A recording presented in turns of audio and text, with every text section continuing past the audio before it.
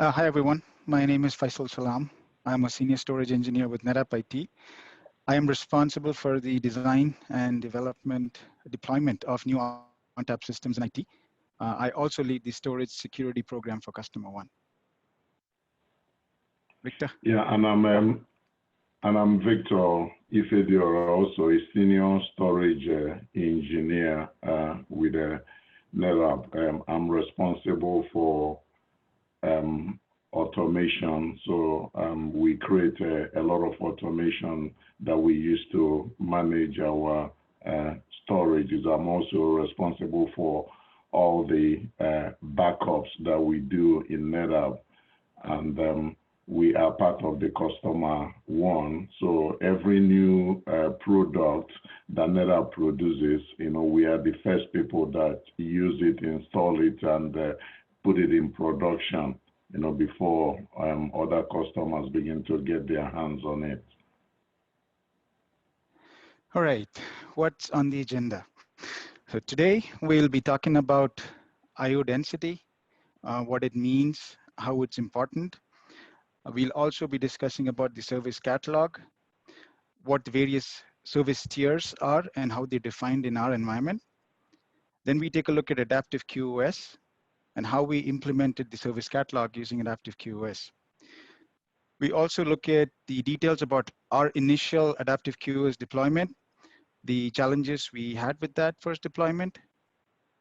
And then we take a look at our current implementation using Ansible and how we leverage the ONTAP modules for Ansible to deploy a QoS. At that point, I'll turn it over to Victor, who is going to do a demo of how all the Ansible playbooks look like and how they run. And as we go through all this content, I strongly encourage folks to ask any questions. You can stop us with any comments that you have. All right, before I proceed, I have a question. So how many people on the call are already familiar with QoS that's specific to ONTAP? Meaning, do you have any customers that are already leveraging it in any shape or form? Not me. Okay. Yeah, let me look at the chat. No, I'm getting nope. All right. So Matt says using standard QoS rather than EQoS. Okay. Right. You will find this presentation highly informative. All right. Okay. So before we leveraged QoS, our primary focus when we were deploying filers was capacity, right? So if somebody wanted, say, 10 terabytes of storage, they'd just tell us, hey, deploy so much of storage. And we would go about carving a 10 terabyte volume in whichever cluster there was space available, right? There wasn't much thought put into the performance aspect. Now, as a result, we ended up having different application volumes that were sharing the same storage. And this resulted in inconsistent performance and issues that were reported to us by the application and database teams almost every week. And I'm not sure if any of your customers or partners have had similar issues being reported with inconsistent performance, at least.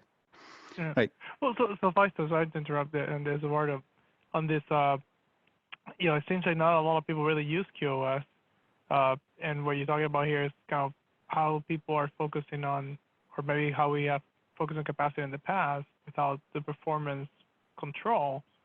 So I guess my question is, if anybody has anything to add to this, like, do your customers think about performance? Do they care about like how they, perhaps in a large environment, one workload may trump others, and how are all the resources allocated? Because I think it goes to the core of what you just, the question you just asked, right? Like, are you using QoS, and are we thinking about this in the context of a deployment strategy?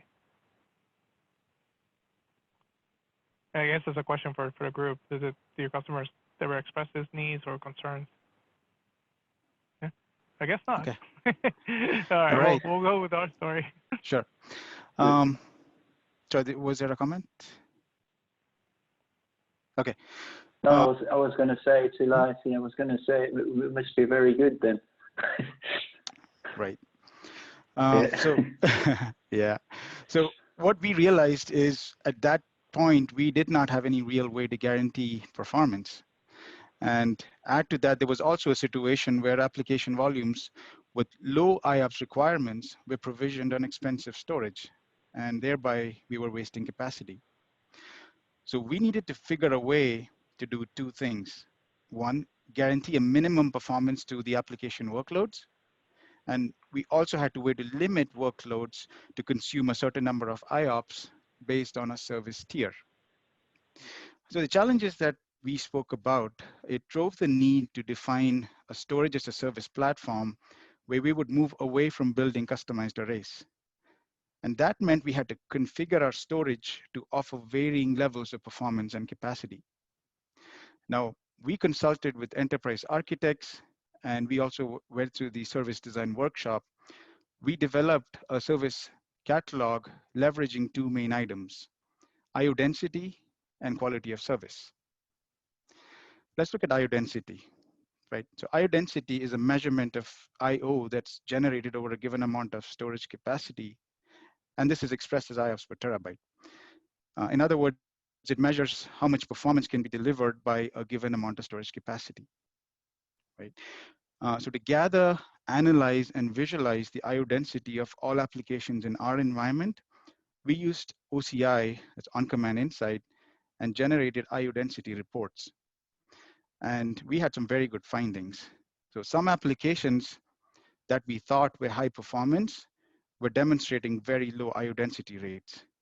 And those were essentially wasting high performance storage. We also saw the reverse, right? So where applications were using low performance arrays when their actual IO requirements was much higher. So based on the IO density reports, we defined service tiers using IO density as the defining factor. Now we'll look at this on an upcoming slide. Now, what we did next is we implemented the different service levels by leveraging QoS that was available in ONTAP. And QoS, it made it possible for us to control throughput based on either IOPS or megabytes per second. It works at the SVM, volume, file, or LUN levels, and the throughput thresholds themselves are defined within policy groups. So a separate policy group had to be assigned per volume, and the procedure was really straightforward when we first went about doing it. Any questions regarding IO density or QoS in general? I think there's a chat. Oh, yeah, it's Elias here. Can I ask a quick question? You mentioned that to measure the IO density, you use OCI. Mm-hmm. Yeah, is that right? That's correct, yes. We used OCI. Is Cloud Insights, the service, which is also free if you use it on NetApp solutions, could be used the same way, I think? Cloud Insights, it cannot be used to report the same way as the traditional OCI at this point, but I'm sure that's a feature that will be coming up in the future. Victor, did you have any comments on that? Does Cloud Insights have the reporting ability now? So I'll comment on that. So we talk about OCI, because OCI is the tool that we were using at the time, and we still use it. The OCI has a part of it that it allows you to do essentially batch reporting, right? You kind of have this Cognos part of it that allows you to use the data, what they call the data warehouse, to build reports. And one of those reports that we talked about is the IO density report that essentially takes all the performance information that OCI collects, also all the capacity information, and gives you sort of a per volume view of the IO density, and then kind of formats it and makes it look pretty, so you have something to look at.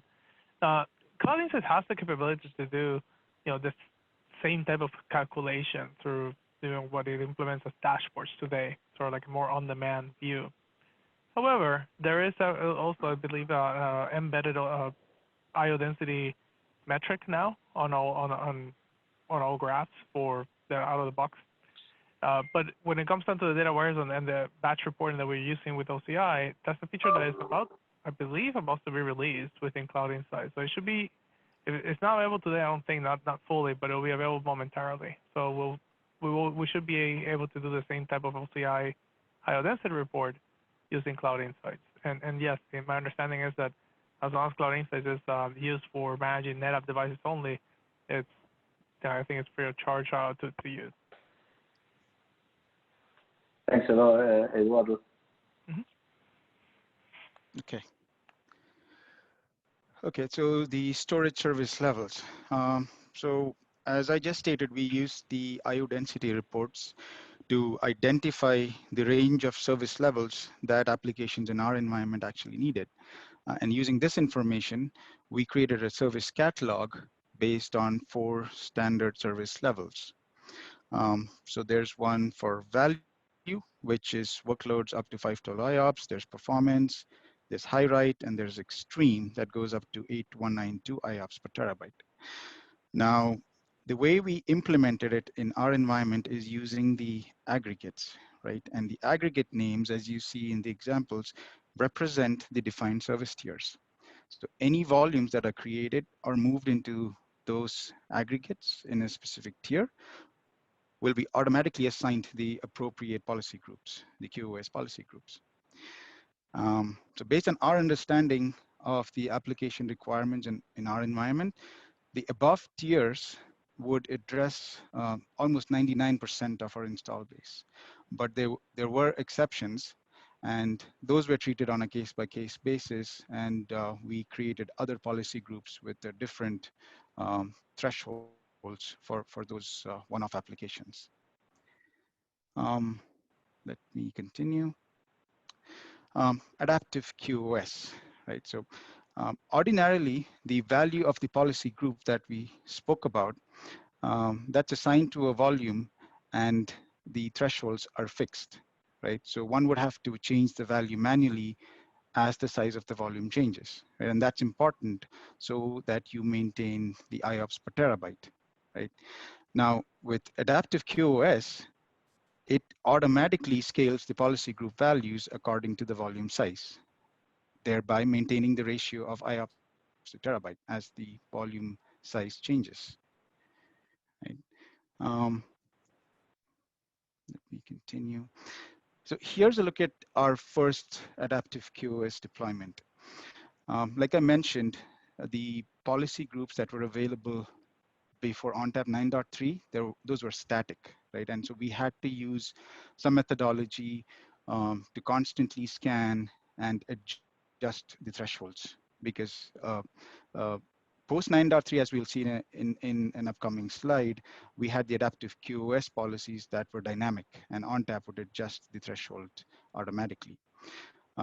So with our first AQoS deployment, we use an internally developed tool. I'm not sure if most of you or any of you would have heard of the tool called Kitchen Police. And it was only made available to a limited audience, including us, Customer-1. The tool was never officially supported. And the way it used to run is it would run as a daemon on a Linux host, and it would connect to the ONTAP clusters using the ONTAP API. There was a config file where we had to define the various thresholds according to the service tiers that we saw earlier. So once it's running, it runs every hour. It scans all the clusters every hour, looks at all the volumes, looks at the volume sizes, and adjusts the thresholds that's assigned to each volume. And that's how it would maintain the IOPS per terabyte rating. And hence we deployed AQoS, and that was our first adaptive QoS deployment, although we were using the static QoS policy groups. Now, even though it worked great for the most part, we'd been using it for several years, it had its share of issues as well, especially as we upgraded ONTAP to the latest versions. So here we see some of the challenges.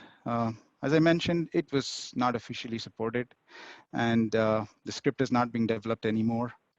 And we saw that with any new versions of ONTAP, it would break.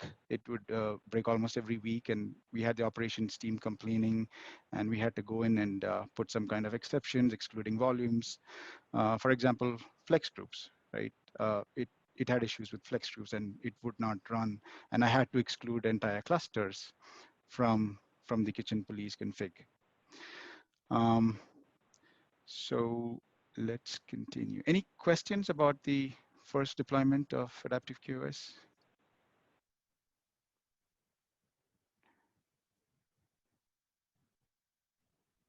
Okay.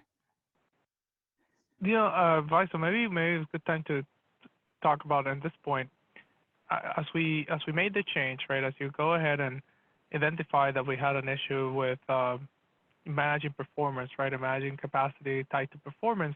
I know that at the time that we did this, you used to be in the operations team, and you were kind of getting all the tickets and all the issues with regards to everything that happens, including performance problems. So can you speak a little bit to, what are the changes that you saw operationally when this happened? Do you see any improvements? How do you see the behavior of, our systems and our interaction with applications change? Right. So initially, before we did any of the QoS deployments, we would have support tickets open almost every week, right? We'd have application teams and database teams complaining, and they would be, and we'd figure out ultimately that most of the times it would be due to a bully workload, and most of the efforts would be in identifying. It may be a rogue script that some DBA kicked off. So most of our time would be spent in identifying who kicked off that script, and until he stopped it, performance would not return to normal levels. But with QoS, that's a thing of the past. Operations doesn't get any performance issues anymore. So it's been a sea change from the operation side in the number of tickets, performance related, then and now. And just to clarify, I know the answer here. I want to kind of, talk about this because I think it's really key to why we're doing this. The difference here is that in the past, when you have a runaway workload, that workload may take down the entire HA pair or the one side of the HA pair. It depends what it's doing, right? So it can run away with whatever resources because there's no limit, right? That's the way that it's always been. But what has changed now is whenever that happens, because it still can happen, but it can really take away the resources, right? The only workload that it hurts is itself. So because at that point, if it goes beyond what we have assigned from a QoS perspective, the system's just going to slow it down, right? And it slows it down by providing high latency to that workload. And that workload, that person or application may complain about that, but it's a self-inflicted problem, right? And it's a much easier conversation to deal with. It's not a ticket to operations where like the world's falling apart. It's more of like, hey, I noticed my application's running slow, and then we talk about, well, like, what do you change? Or I can see that all of a sudden you did this much more work than you used to, and many of the cases ends up being that Spice user specify a unintended script or something that they run that they didn't foresee to have the effect that it did. So I think it has changed dramatically how we, how much we really worry about performance, right? That we still worry about it for different reasons, but certainly we can worry about the bigger picture these days, right? We're worrying about more, performance as a whole from the controller and cluster perspective, and less so from the individual volume, where we already have a SLA or SLO that we're trying to meet for that volume. So anyways, I just wanted to make a point of that as we talk about, implementation, or at least the first implementation. All right. Okay, so we're gonna talk about our new implementation using Ansible. Do any of you have any experiences to share, or any of your customers using Ansible? Maybe not just for QoS, right? It could be for anything. Anything to share about Ansible or automation?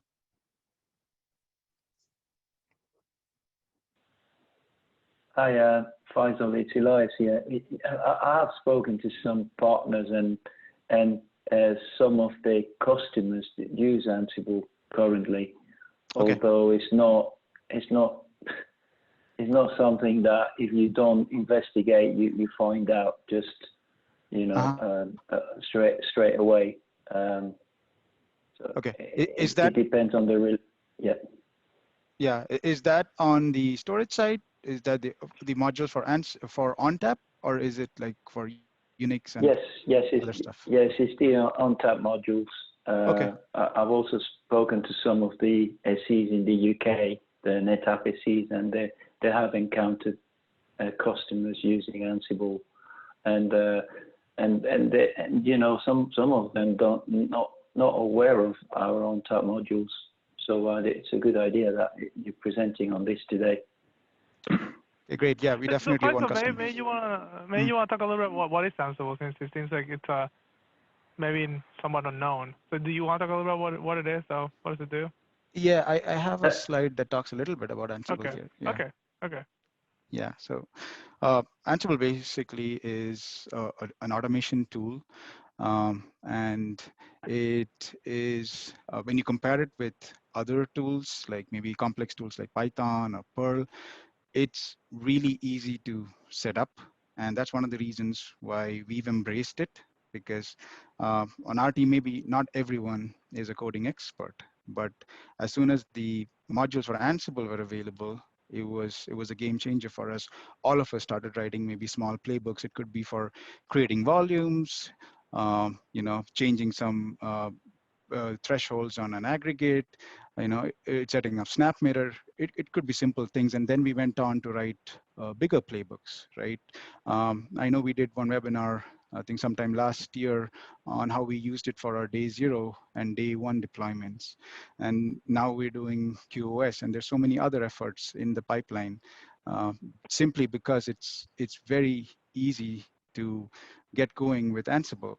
And you know, at the same time, it's very powerful, and it can, you know, it can help us to do some very complex workflows, right? So in our day 0 deployment, we saw that we can have the playbook connect to the network switches, complete the configuration on the cluster switches, and then it can also talk to the cluster, complete the day 0 provisioning, and then it can also complete the day 1 provisioning, right? So it saves a ton of time for the operations and the engineering teams from our experience here. So yeah, that's kind of what I have. Victor, did you want to add any points here about Ansible?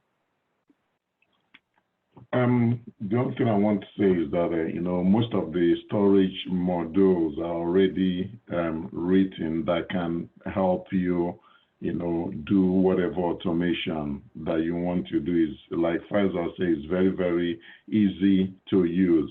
And also to install Ansible on your Linux machine, you know, it just takes only about 5 minutes. Also, NetApp has a good platform where even if you're a beginner, you know, you can go and collect and look at what a beginner needs to start using Ansible. And also they have a platform where, you know, there are people there, you know, almost 24 hours a day to answer your questions. So it's very, very easy for anyone to start using Ansible. Cool. Yeah. So let me add something to that. So at the base, Ansible is essentially an automation engine, right? That allows you to automate anything that, you know, that can be automated, right? Anything on the infrastructure side, application side, etc. It is a Red Hat tool today. It is something that I think you've seen that's been out for a while now. Like broadly, if you talk to any Unix, Linux administrator, I will imagine that they're using Ansible or something like Ansible. Other things like Ansible will be, you know, Puppet or Chef. Those, again, they're sort of configuration state tools. At the end, what you do with these tools, like Ansible, is that you create a very simple, what they call a playbook, which is mostly like a glorified configuration file, right? So it's very simple to code to. And when you create this playbook translates your recipe, if you will. In fact, I think Chef uses the term recipe, but it takes your recipe that you created on that playbook and makes it so on whatever system it is.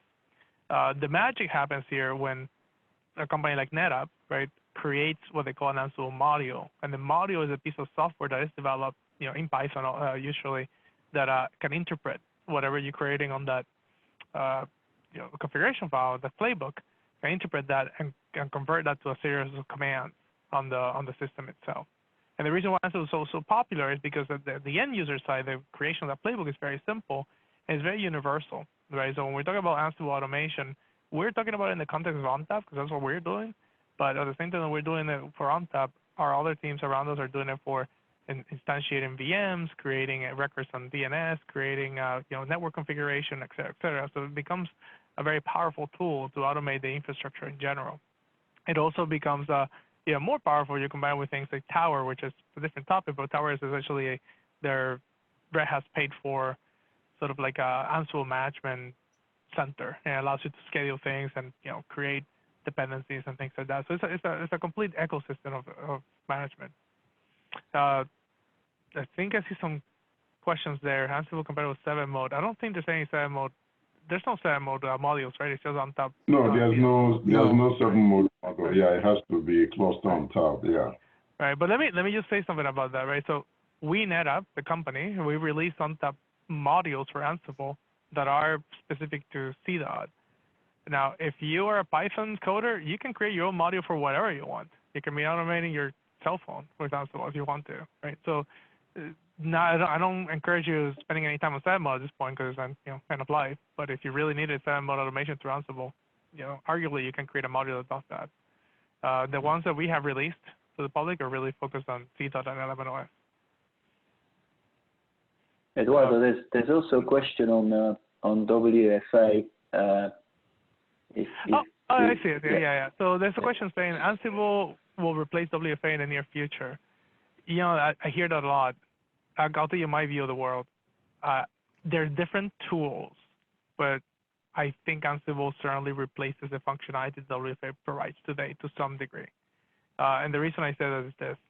WFA does a lot more than Ansible does. WFA is an orchestrator that allows you to create workflows that integrate execution of code in different systems and organize them in a flow and have decision points and all that kind of stuff. All that engine that WFA is, Ansible is not. Ansible is much more simple in nature. Ansible automates whatever you tell it to do. Now, you can certainly create a series of modules, a series of playbooks in Ansible that are executed in order that accomplish a workflow, right? And if you include things like Tower, then Tower also organizes that workflow for you. So then that combination of playbooks and organization will certainly be able to replace the functionality that something like WFA delivers. From our perspective, in our internal storage team, we actually started working with WFA some time ago. And we didn't really get that far because WFA, at the end of the day, has a huge, was a barrier to entry. There's a big learning curve to WFA. And we do use it in there's a different team that does use it very heavily. And that's kind of what we call our tools team. And they are really more like programmers, right? And for them, it's a lot easier to pick up something like WFA. For us, that we're not programmers, we to be very transparent, we tried WFA and we just kind of gave up. It was too much overhead. So from that point on, we just kind of still use our 1C2C scripts here and there. Now Ansible comes into the picture, making it more powerful, more available from the get-go. And that's really our focus today when it comes down to automation. So we're really heavily focused on automation around Ansible. So I don't, I'm not a product manager for WFA, but I can see how the Ansible, versatility and easy to use and power really will overtake whatever you can do with WFA. Also, Eduardo, there are some questions on the use cases of Ansible. So, like Faisal said, we are going to demonstrate one of the use cases we are using it for the Adaptive QoS. Also, we're also using it to enforce our default snapshot policies. We're also using it to maintain, clean out all the stale snap mirror relationships that we have in our environment. And also, we are working on using it to configure storage efficiencies on our volume.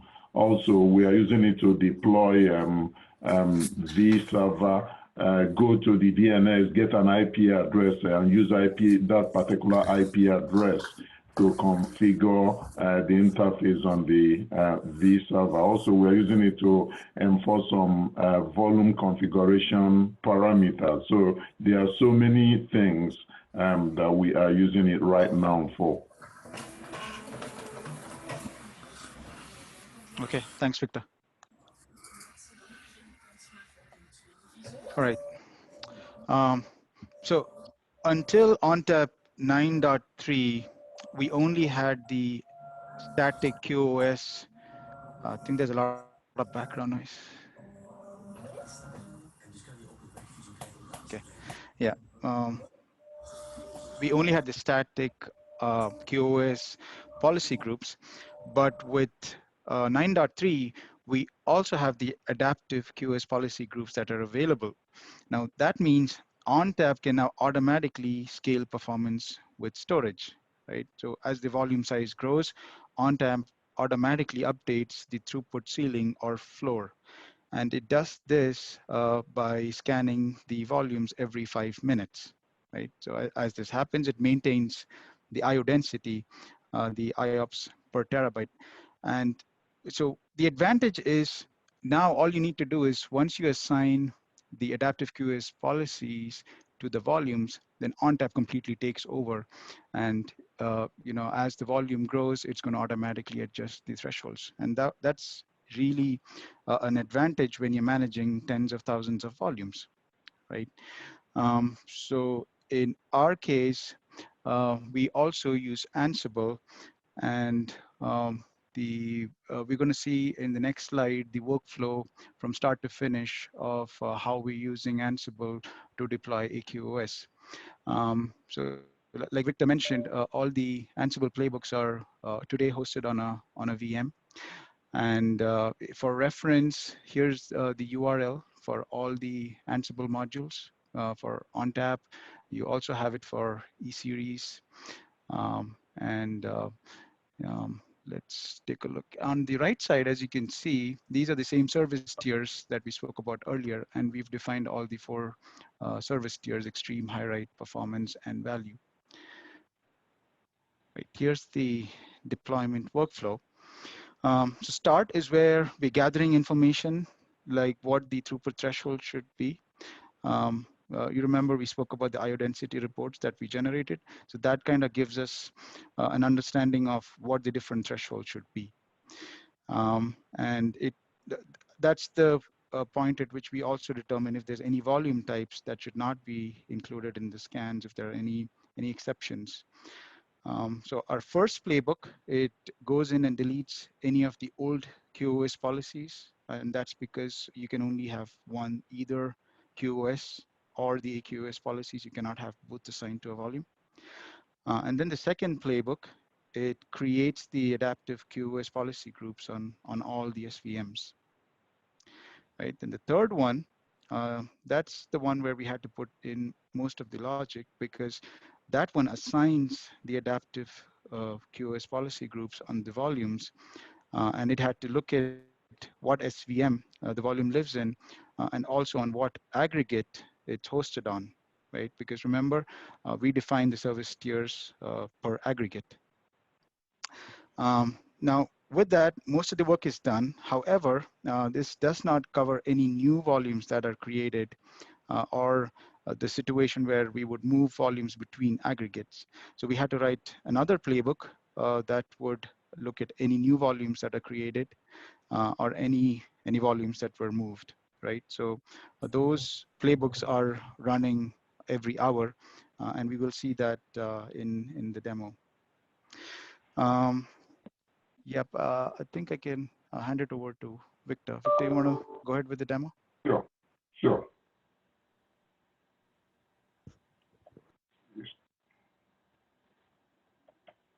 Yeah, stop sharing. Yeah, okay. Yep.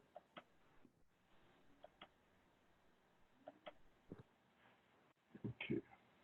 So can you see my screen? Yes. Okay. Yep. So, like Faisal were saying, so these are all the models that NetApp has written. The one that starts with the C dots, they are old ones. They are deprecated now. So the new ones, it starts with now ONTAP. Those are the ones that you can use for all the cluster modes. So those are all the modules that NetApp has developed. And also, like I say, each of them, let me click on one.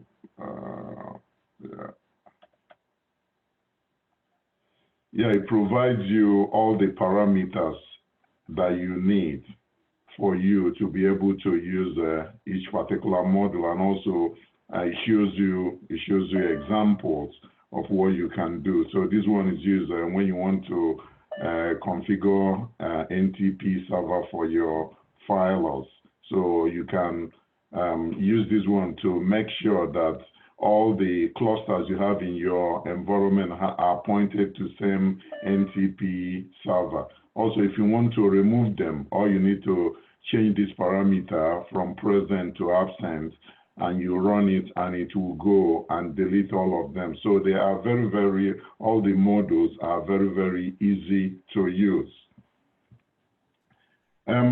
For the QoS, like the flow chart that Faisal showed, the first thing we do is to go and delete all the old QoS policy that we have on the file, and this is the model that I use to do that we use to do that. So all it does is it goes get all the volumes, store them as an array, and we loop through those arrays to remove them and set them to none.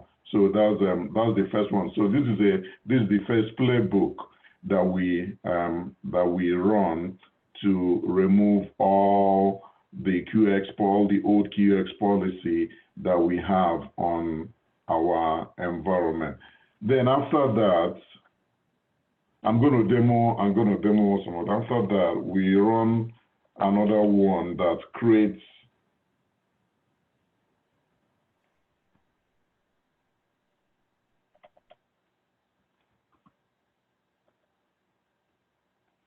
So we run another one that creates all the QoS policies based on the SVM that we have in our environment. So these are where we define all the service levels. And what I do also is go to the file, I get all the SVMs, and then I loop through the SVMs, and I create all the policies that is defined here. Now the next one is the one that assigns the policy. And the good thing about Ansible is that you can encrypt your code, you can encrypt your password. Like this one, I encrypted this code. When I do cat, it's not going to show anybody what I've written, unless you know the password that I use in encrypting it.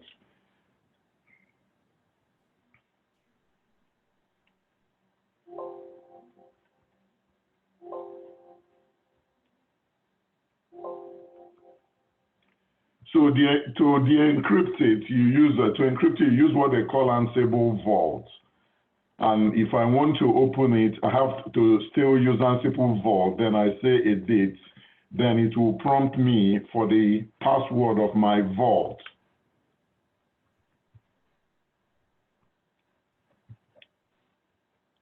Then once I put the password of the vault, it's going to display the content of my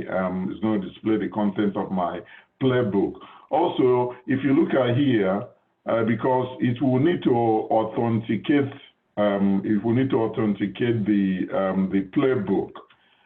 So because of all my password, I store them in a file, and I encrypt that file as well, so that people will not be, so that my password is not displayed as a clear text. So my password is in this file. The password he uses to log into the filer is stored in this file, and this file is also encrypted. So what it does also here is to go and get all the QoS policy that I have on every particular filer. So once he gets the QoS policy, then he gets all the volumes also that I have on the filer, then I did what we call the nested loop, and it loops them, and it checks, okay, which vServer does this volume belong to, and which aggregate does this volume belong to, and it will match them with the right QX policy that it's supposed to have. So that's virtually what this thing does.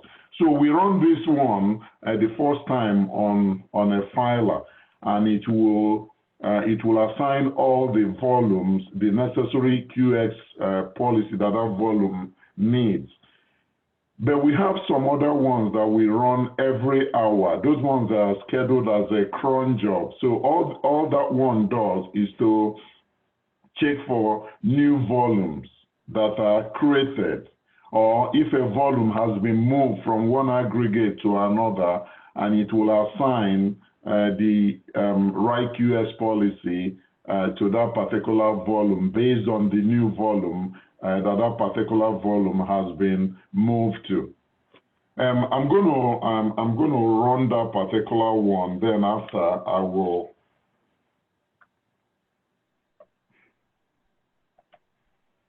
So this is actually the cron job. This is actually the cron job that I used to run them. So I'm going to run them here.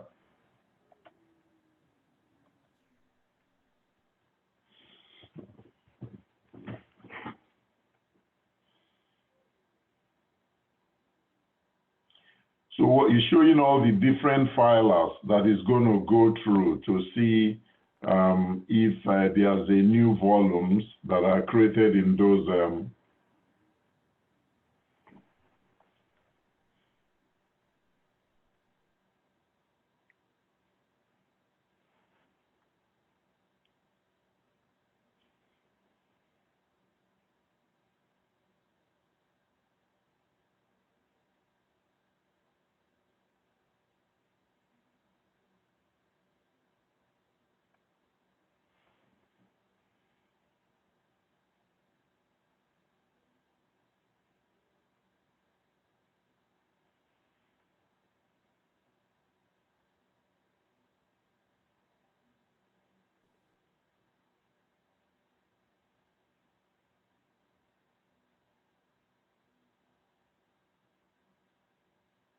okay, so it's done. So here,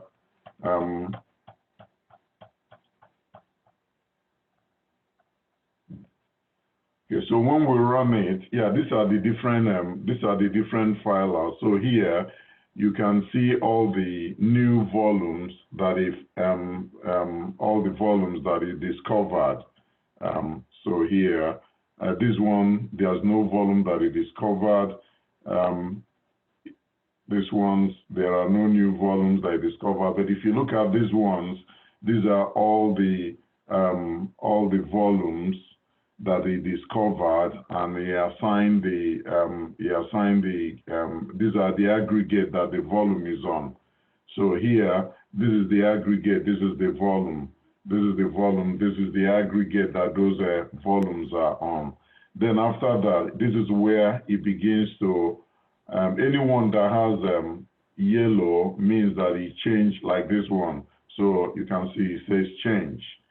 So this one, he checks the aggregate and he assigns the right QS policy. Let me close this. Yeah.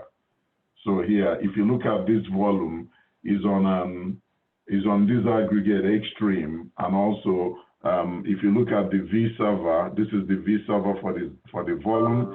This is the volume. This is the actual volume, and here this is the aggregate for the volume.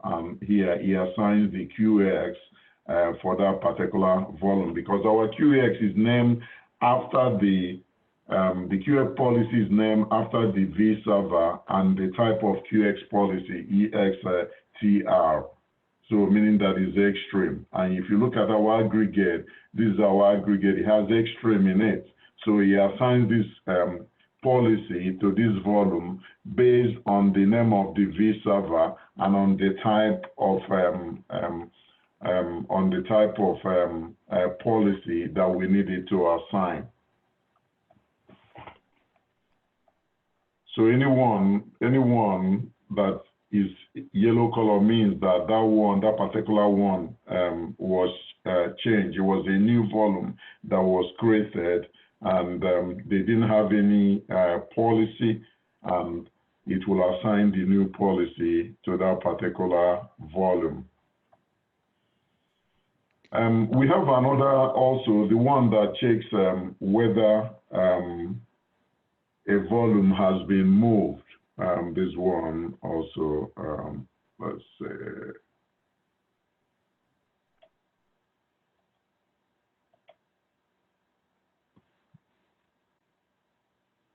it also goes through. Oh, sorry, I missed A.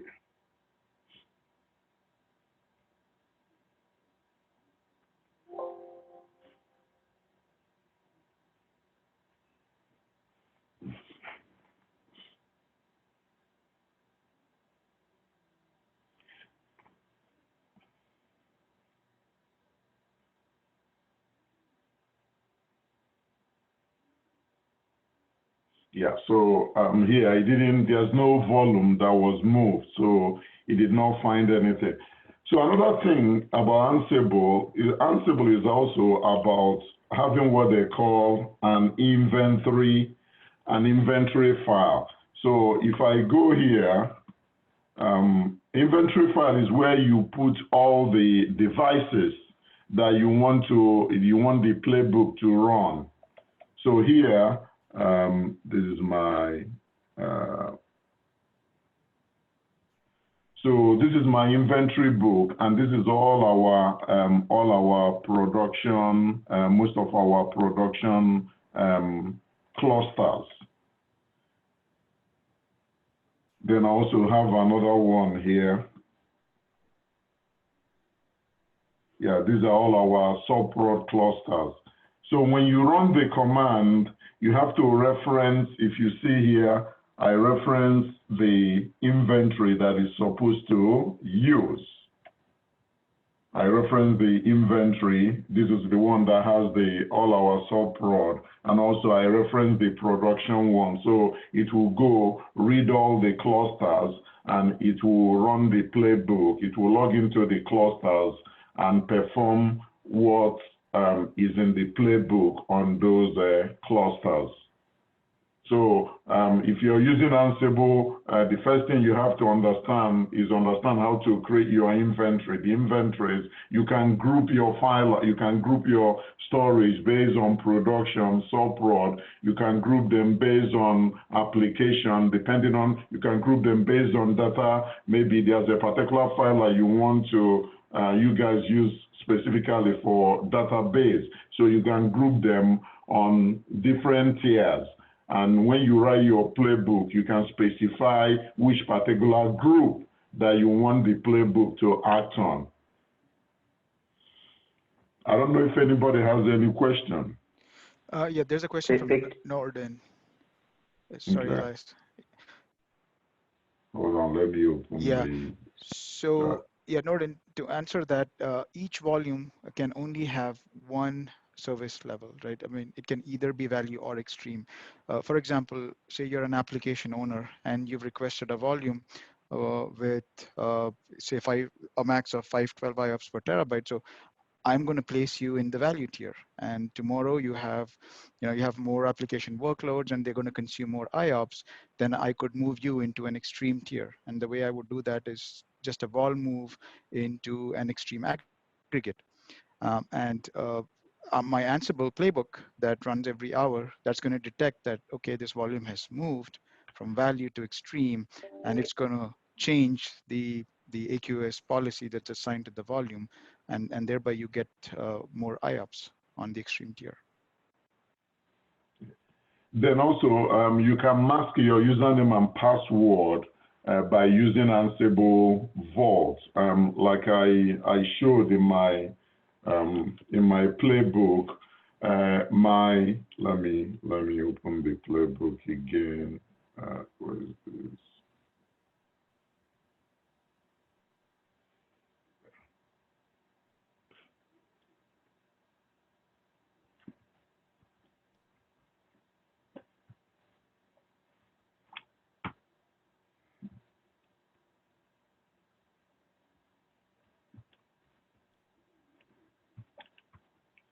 So look at here.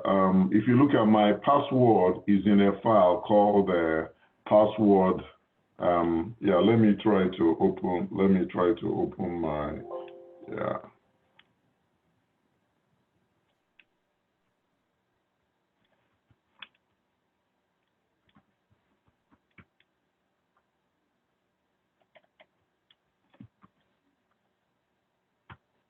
Yeah. See, it's encrypted. Okay. So except you know the password to decrypt this, you will not be able to know my password. So my password file is encrypted, and on my playbook, I reference my password file here. So that's how you can mask your password and username from Ansible playbook, by using what they call the Ansible Vault.